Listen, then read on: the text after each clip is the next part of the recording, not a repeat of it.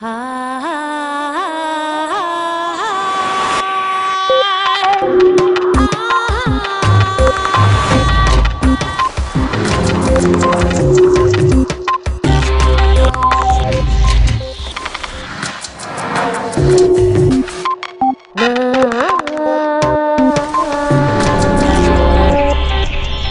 educación está reprimiendo los talentos y habilidades de muchos estudiantes y está matando su motivación para aprender.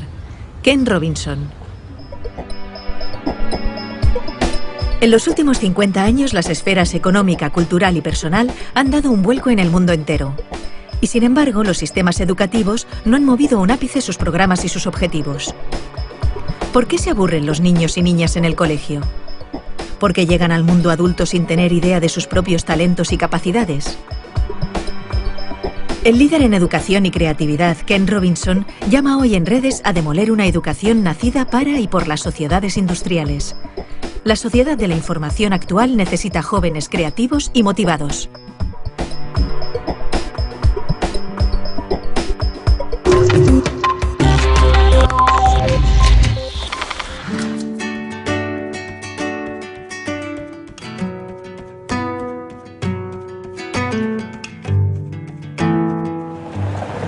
Debe hacer 60 años o algo así, era comienzos de la década de los años 50. Y aquí en esta escuela de North Hollywood High School es donde hice mi bachillerato. Me llamaban Eddie, que es el diminutivo de los norteamericanos para Edward o Eduardo.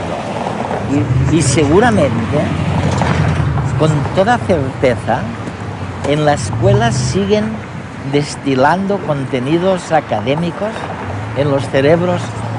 Lo que hay que hacer es enseñar cosas distintas de las que me enseñaron en los años 50 en esta North Hollywood High School. ¿Por qué distintas?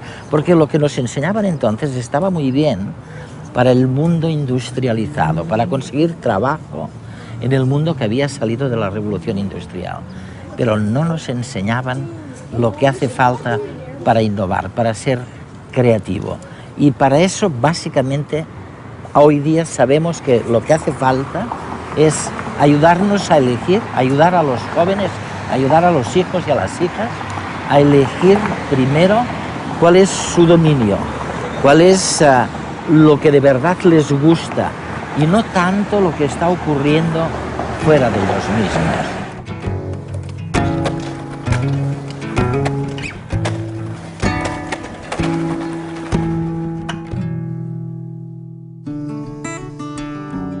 Mark Prensky, escritor y consultor, especialista en aprendizaje, resumió en redes hace unas semanas las capacidades escondidas de los niños. El deber de las escuelas, en mi opinión, es motivar a los chicos. Este es el motivo por el que no van a dejar de existir los profesores. Su trabajo es darles luz. ¿Tienen nuestros hijos trastorno por déficit de atención? Esto es lo que muchos creen. Les damos Ritalin y otros fármacos. Esto es lo que dicen nuestros hijos.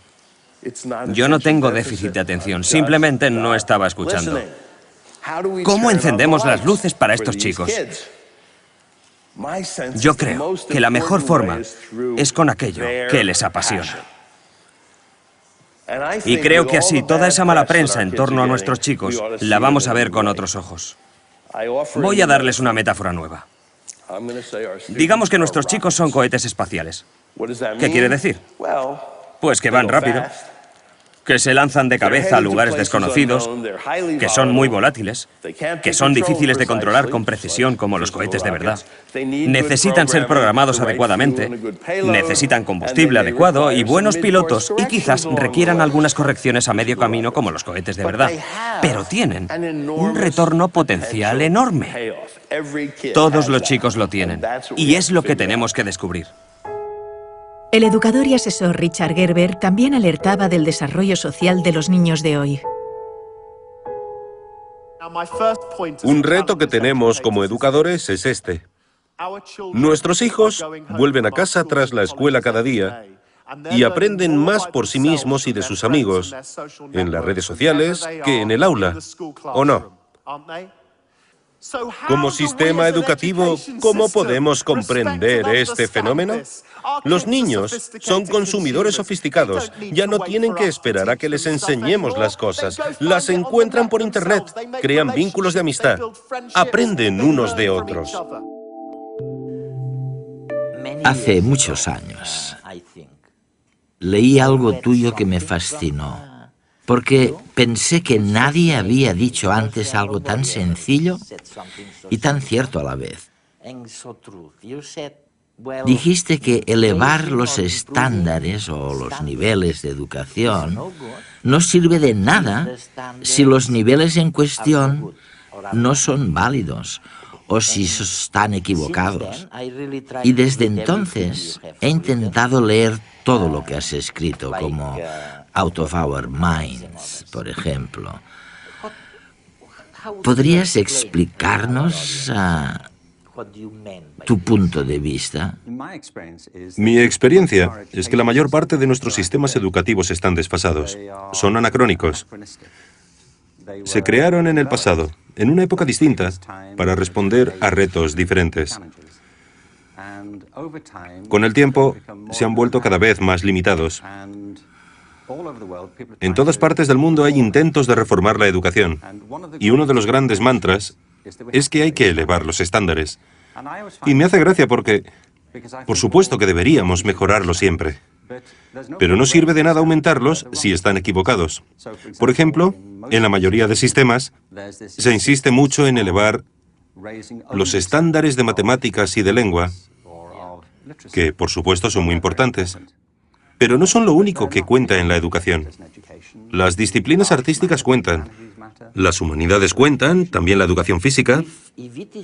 Me gustaría saber si es cierto que ha habido tantos cambios turbulentos, que ha surgido esa disparidad o esa gran brecha entre la educación por un lado y las necesidades individuales de las personas por otro. ¿Cuáles son, de verdad, esos cambios que han ocurrido? Pues creo que hay varios. Si nos planteamos cuál es el propósito de la educación, los políticos a menudo hablan de volver a lo esencial, a lo básico. Y creo que hay que hacerlo. Pero primero tenemos que ponernos de acuerdo sobre qué es lo esencial. En mi opinión, la educación, desde la guardería hasta la formación de adultos, tiene en líneas generales 3 objetivos. O por lo menos debería tenerlos. Uno de ellos es económico. Es innegable que una de las grandes expectativas que tenemos sobre la educación es que si alguien tiene estudios, estará en mejor posición para conseguir un trabajo, y la economía se beneficiará. Por eso invertimos tanto dinero en la educación. Y ahora no es así. El problema es que las economías del mundo han cambiado diametralmente en los últimos 50 años. El mundo cada vez está más dominado por los sistemas de información. Estamos inmersos en una economía de servicios y la industria se ha trasladado fuera de Europa. Ahora mismo se ubica mucho más en Asia. Por consiguiente, económicamente, el mundo de ahora no tiene nada que ver con el mundo en el que tú y yo crecimos. La revolución industrial forjó nuestro mundo, pero también fraguó nuestros sistemas educativos.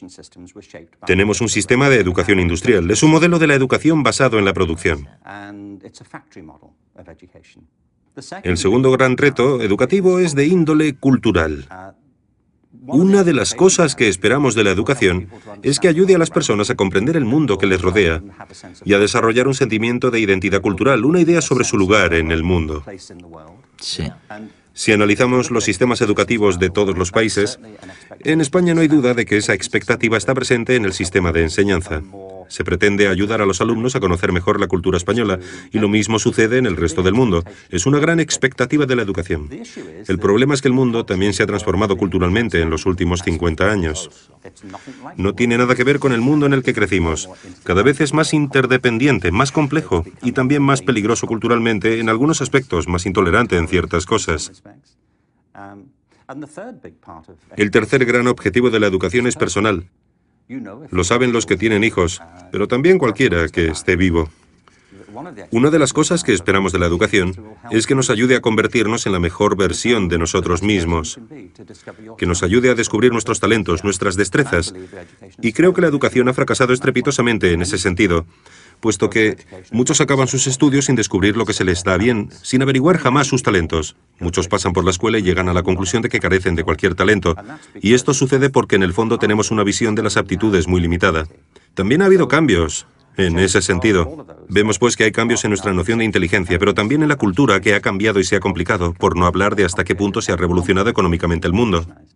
Tenemos pues tres grandes cambios que probablemente explican esta ansiedad que surge de la disparidad entre el mundo educativo y las necesidades económicas, culturales e individuales.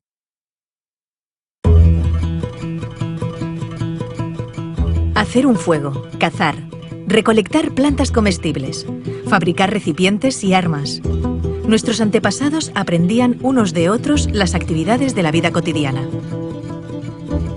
Los conocimientos se adquirían a través del contacto con los demás y la repetición. Hasta que miles de años después se inventó la escritura, la primera gran revolución en el aprendizaje. Entonces, los textos comenzaron a vehicular buena parte del conocimiento. También cambiaron, claro, las cosas que aprendía la gente. Nacieron las primeras escuelas. En ellas, un individuo, el profesor, tenía unos conocimientos que dictaba a una serie de alumnos, que los aprendían. En el siglo XVIII, cuando se produjo la Revolución Industrial, se comenzaron a regular los sistemas educativos. El objetivo era preparar a los trabajadores que luego estarían a cargo de las cadenas de montaje en las fábricas. Individuos que hacían lo mismo una y otra vez durante muchas horas al día.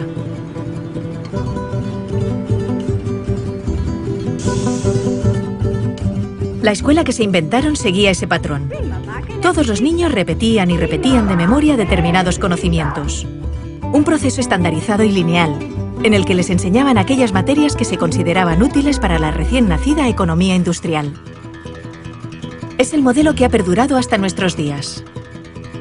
Sin embargo, ya no nos sirve, porque el mundo, en el último medio siglo, ha cambiado radicalmente. Los avances espectaculares que se han producido en ciencia y tecnología han hecho, por una parte, que pasemos de ser una sociedad industrial basada en la producción masiva de objetos a una sociedad de servicios y de información, en la que el motor son las ideas y la creatividad, la capacidad de inventarnos nuevos oficios más acordes al siglo XXI. Y por otra parte, los descubrimientos científicos nos han permitido conocer mejor cómo funciona nuestro cerebro, el órgano encargado del aprendizaje, y descubrir algo que los griegos ya sabían, que no aprendemos repitiendo, de memoria, sino haciendo, cuando nos emocionamos. Por eso, hay que transformar la escuela de arriba a abajo. Necesitamos un sistema educativo que, mediante el aprendizaje social y emocional, fomente la educación personalizada, que potencie el desarrollo de cada individuo, que estimule la creatividad, la pasión, la energía, el talento. Porque nuestro futuro está lleno de nuevos retos que requerirán nuevas soluciones. Y estas dependerán de cuán creativa, vital y variada sea la gente. Y también feliz. Y para ser feliz necesitamos realizarnos y desarrollarnos. Descubrir y cultivar aquello que nos motiva y hace sentirnos bien. Bienvenidos a la escuela del siglo XXI.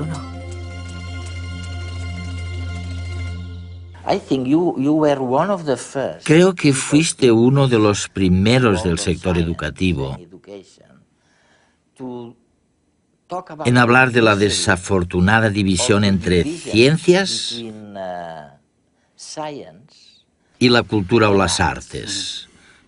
Y es curioso, porque nosotros, cuando preparamos programas científicos, a menudo tenemos que enfrentarnos a un dilema. Nos planteamos que un tema no encaja bien en lo que los científicos denominarían temática científica, así que es mejor descartarlo. Pero tú afirmas que como resultado de esta escisión entre la ciencia y las disciplinas artísticas, hemos ignorado un campo fantástico, el de la creatividad. ¿A qué te refieres exactamente? Pensemos de nuevo en la educación. La mayoría de países no instauraron un sistema de educación pública obligatoria hasta mediados del siglo XIX. Se trata de ideas bastante nuevas. Dos factores influyeron mucho en la educación. El primero fue la economía industrial, que provocó una cultura organizativa de la educación extremadamente lineal, centrada en los estándares y la conformidad. Y el otro gran factor de influencia, en mi opinión, fue la cultura intelectual de la Ilustración, que desencadenó en la cultura académica de la educación. Una de las características de la enseñanza es que hay una jerarquía de asignaturas en las escuelas. En la mayoría de sistemas tenemos arriba de todo de la jerarquía la lengua, las matemáticas y las ciencias. Un poquito más abajo están las humanidades, como la geografía y los estudios sociales, o la filosofía, cuando se enseña. Y debajo de todo están las disciplinas artísticas. Hay poquísimos sistemas educativos, no conozco ninguno de hecho, que enseñen danza con el mismo rigor y sofisticación con el que se enseñan matemáticas. ¿Por qué hay esta jerarquía? Muchos te dirán, es evidente, tiene que haber una jerarquía. ¿Pero por qué? Creo que hay dos motivos. El primero de los cuales es económico. Se cree que las materias que están más arriba en la jerarquía son más relevantes para el mundo laboral. Para encontrar trabajo. Sí. Y te encuentras con afirmaciones como, no te dediques al arte, jamás serás un artista ni te ganarás la vida con el arte. No hagas música, es muy difícil salir adelante como músico. Así que un argumento es claramente económico. Pero lo interesante es que nadie te dice, no te centres en las matemáticas, nunca serás matemático, ni tampoco, olvídate de la química, jamás serás químico. Esto se debe a que en nuestra cultura intelectual existe una asociación entre las ciencias y cierto tipo de conocimiento objetivo. Se cree que al trabajar con las ciencias, se trabaja con hechos y certeza, que son las cosas que marcan diferencias en el mundo, mientras que las disciplinas artísticas se asocian con los sentimientos y la expresión personal, por lo que están muy bien para entretenerse, pero no son importantes para la economía. La Ilustración y la Revolución Científica crearon un modelo de inteligencia y conocimiento que ha imperado en nuestra cultura. Desde entonces, el arte se ha asociado con la corriente del romanticismo del siglo XIX, con la expresión de sentimientos. Y creo que es un problema enorme, porque esto ha disociado el intelecto de la emoción. Y hemos pasado a considerar ambas cosas como separadas, en detrimento tanto de las artes como de las ciencias. La creatividad ha pasado a asociarse con lo artístico y no con lo científico, porque se cree que la creatividad tiene que ver con la expresión individual de las ideas. Yo propongo, entre otras cosas, retomar una concepción de la creatividad que nos devuelva la relación entre las disciplinas artísticas y científicas, puesto que ambas salen perjudicadas de la separación.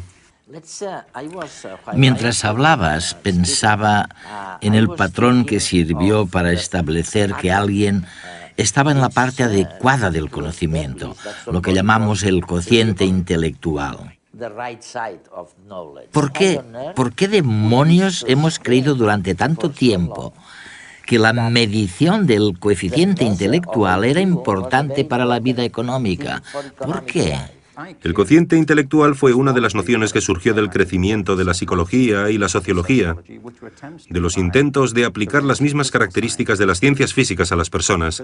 Lo importante es que había dos fuerzas. Por un lado, un verdadero espíritu de investigación, para ver si podíamos medir la inteligencia igual que medimos el movimiento de las mareas, pero también coincidió con el crecimiento de la educación pública, que requería una manera eficaz, rápida y objetiva de caracterizar a las personas para poder educarlas. Se necesitaba saber, en cierto modo, si tenían una inteligencia normal, inferior a la media o extraordinaria.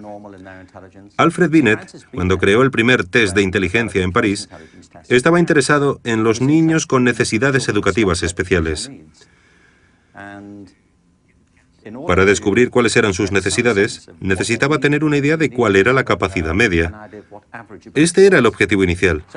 No obstante, los test de inteligencia se volvieron fundamentales para la categorización de alumnos en las escuelas públicas, pero también para la selección en el ejército. Se han convertido en un mito, me parece. Han pasado a formar parte de nuestro léxico cultural como si fueran objetivos. Una de las organizaciones más importantes que hay es Mensa, la organización de personas con cocientes intelectuales altos. Y me parece estupendo, no voy a criticar a Mensa, pero me planteo si esto es así realmente. En realidad, el test de inteligencia solamente mide la capacidad de hacer test de inteligencia. Hay personas a las que estos test se les dan muy bien. Si queremos saber lo inteligente que es alguien, por lo menos deberíamos aceptar que la inteligencia entraña mucho más de lo que se puede medir en un test de inteligencia. ¿No deberíamos incluir también otras preguntas? Como por ejemplo, ¿sabes componer una sinfonía? ¿Sabes interpretarla? ¿Gestionar un negocio de éxito? ¿Sabes bailar? ¿Sabes escribir una poesía que conmueva a los lectores y les haga llorar? ¿Tienes empatía? La empatía, sí. Si el ser humano solamente tuviera las habilidades que se miden en los test de inteligencia, la mayor parte de la cultura humana jamás habría existido. Yo no querría vivir en un mundo así. ¿Tú sí? No. Tenemos una visión de la inteligencia muy reduccionista.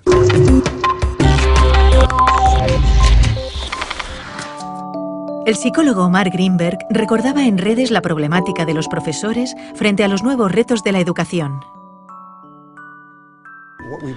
Hasta ahora lo que hacíamos con los profesores era presionarlos, muchas veces, para que se centraran únicamente en lo académico, solamente en la lectura, las matemáticas y las ciencias. Y en eso se han convertido, en profesores de lectura, de matemáticas y de ciencias. Pero la mayoría de profesores eligieron la profesión porque querían llevarse bien con los niños. Les gustan los niños y quieren pasar tiempo con ellos, educarlos, prepararlos para la vida. Y conforme se lo vamos permitiendo y les brindamos más habilidades para hacerlo, descubren que disfrutan mucho más enseñando. Para Richard Gerber, el valor de la educación está en el camino, no en la meta. En cierto modo hemos olvidado que lo bueno de la educación está en realidad en la experiencia, en el momento, en la alegría de descubrir algo, en la satisfacción de tener una pregunta y poder buscar una respuesta, y no necesariamente en la propia respuesta. Creo que muchos niños y muchos profesores en el sistema educativo se sienten frustrados porque, por culpa de las presiones y la obsesión por los resultados, la magia del viaje se ha disipado. Me parece que este es el motivo por el que cada vez hay más niños que abandonan los estudios enseguida que pueden, porque no ven en ellos ninguna pasión, ninguna emoción. Y es a raíz de esta fijación con el destino final que ignora la alegría de lo que pasa por el camino. Pero, ¿cómo voy a estar atento en clase? Datos y datos, fórmulas, información... Si ya no me acuerdo de lo que estudié el año pasado. Que si la capital de Ecuador es Quito... Pero estoy seguro que eso está en Google. Me parece que nos enseñan igual que antes. Nos educan igual que a mis padres y a mis abuelos. Y a los padres de mis abuelos. Así... es difícil estar motivado. Ahora se ha puesto de moda decir que tenemos TDA, porque creen que no atendemos en clase. Algunos niños sí que tienen un problema y les dan pastillas. ¡Toma pastillas! Pero a otros lo que nos pasa es que estamos muy aburridos. Porque con las cosas que nos gustan podemos pasarnos horas y horas. ¿Por qué en lugar de darnos pastillas no intentan motivarnos? Para que seamos creativos, para que inventemos, para que soñemos, que nos den ganas de aprender. Pero si vivimos en una época súper chula, tenemos el mundo a nuestro alcance, con un clic. Yo me paso horas navegando por internet, mirando vídeos, jugando. No sé, es que en el cole me duermo. Piensen en ello. Me gustaría explicitar o sugerir a los telespectadores los grandes cambios. ¿Cuál es el contenido real de estos grandes cambios a los que se está refiriendo Ken Robinson? Vamos a ver, empezó todo por un tipo de pensamiento que era el de la Edad Media. Ok. Luego nos dice en dos palabras cuál era la síntesis de este pensamiento.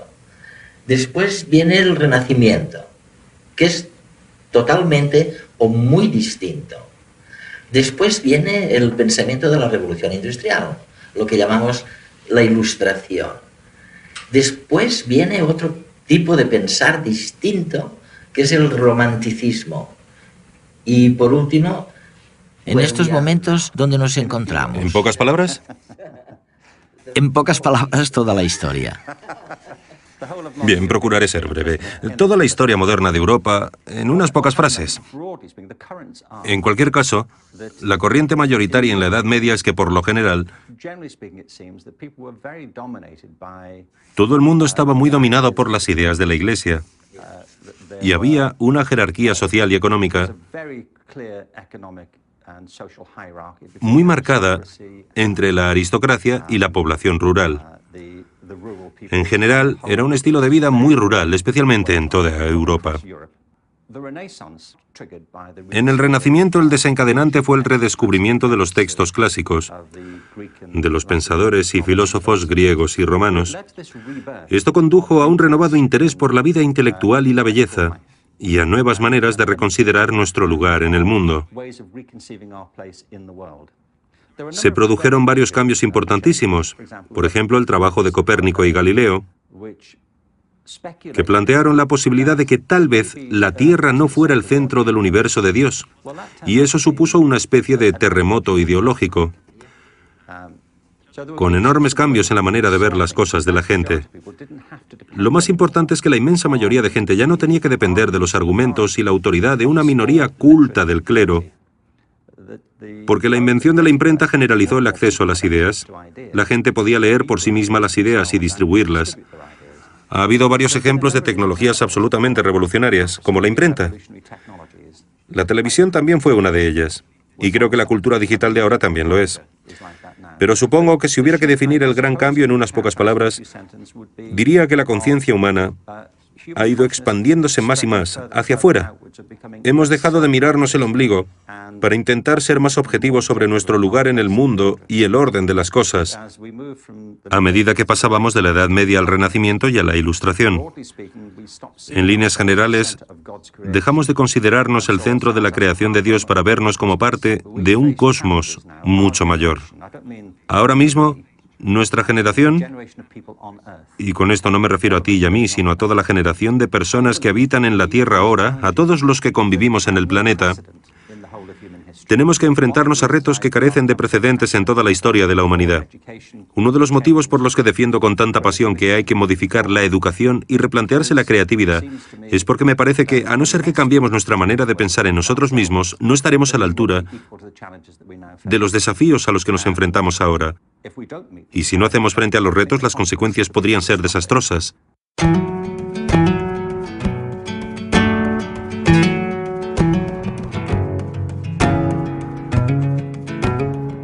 Si no estás dispuesto a equivocarte, nunca llegarás a nada original. Ken Robinson.